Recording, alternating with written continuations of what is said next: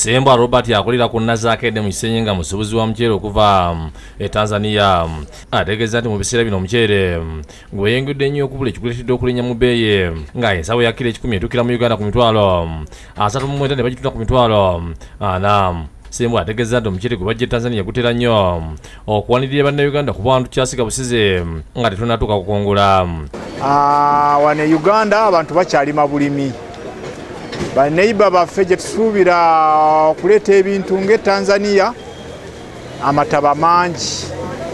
Tukira omuceere gulina okukala teri musana gukaza kati embeera nebeera nga yeeyongedde okubeera embi.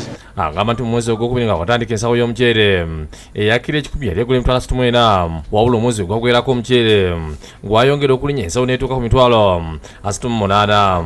Mu biseera abasuubuzi basuubira nti omuceere gujja kukendera ebbeeyi mwezi guno ogwokuna wabula gweyongedde okulinnya nga mu biseera bino ensawo eya kilo 10 egula emitwalo 40 ate basuubira okweyongera kuba enkuba yakatandika okutonya ennyo kuba kati omuceere ensawo y'omuceere kilo 10 eri emitwalo 4 eyakaiso kilo 10 eri emitwalo 37.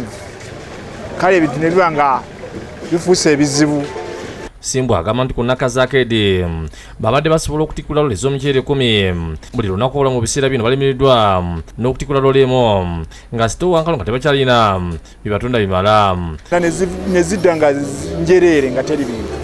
So embeera mbi kusinziira ku kiriwo kati nga yo season ebadde etandise ziyinza okujja emmotoka nga 10 wano wonna ne wajjula.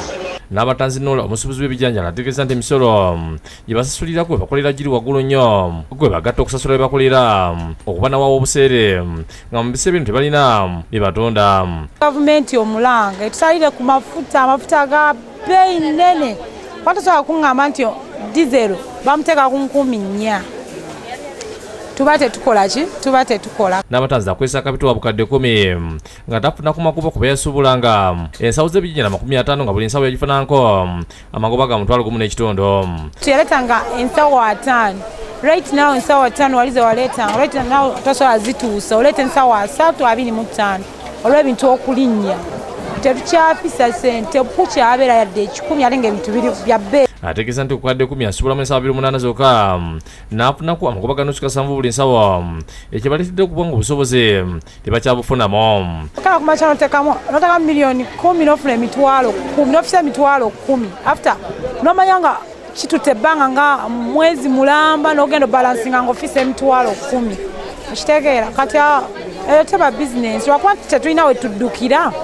Yewamala kuloveze mu Kisenyi amaze emyaka 28 ng'akubiza abasuubuzi banne nti eby'obusuubuzi bwebibeera nga beetaaga kugumiikiriza embeera yakutereera. Ogumirawo kuba gwe mulimu gwo tewaba kyakukola kubanga buli lunaku ekintu bikwanagana ate toyinza gga nti olw'okuba bibuze kambiveemu.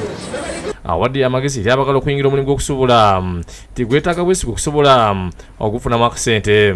Obwesigwa kye kikulu.